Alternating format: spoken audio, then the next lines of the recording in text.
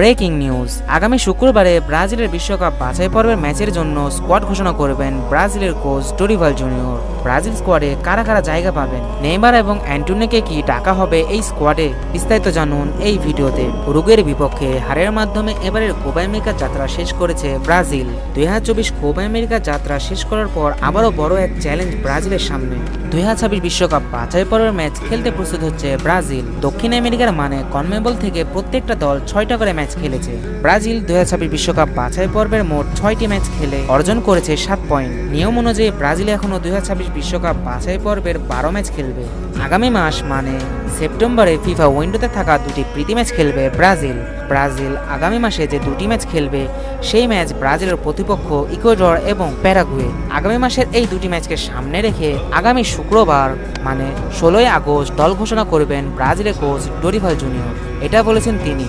CBF এর এক বিবৃতিতে ডোরিভাল জুনিয়র জানিয়েছে আগামী সপ্তাহে ব্রাজিলের স্কোয়াড ঘোষণা করবেন তিনি। সেই স্কোয়াডে নেইমার জুনিয়র এবং অ্যান্টোনি কি ডাক পাবেন, সেই প্রশ্ন ভক্তদের মাঝে ঘুরপাক খাচ্ছে। প্রথমে আসি নেইমার প্রসঙ্গে। নেইমার জুনিয়র বর্তমানে ইনজুরি কাটিয়ে ফিট হবার পথে, তিনি এখন অনেকটা সুস্থ।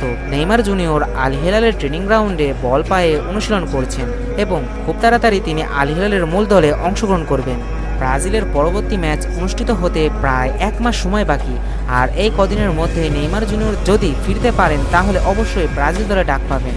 তাছাড়া অনেকগুলো গণমাধ্যমের মতে নেইমার জুনিয়র এই আগস্ট মাসেই ফিরবেন। এবার আসা যাক অ্যান্টোনি প্রসঙ্গে। অ্যান্টোনি এবার ব্রাজিল দলে ডাক পাবে না, এটা প্রায় 90% শিওর, কারণ তিনি এখনও ভালো পারফরমেন্স করতে পারছেন না।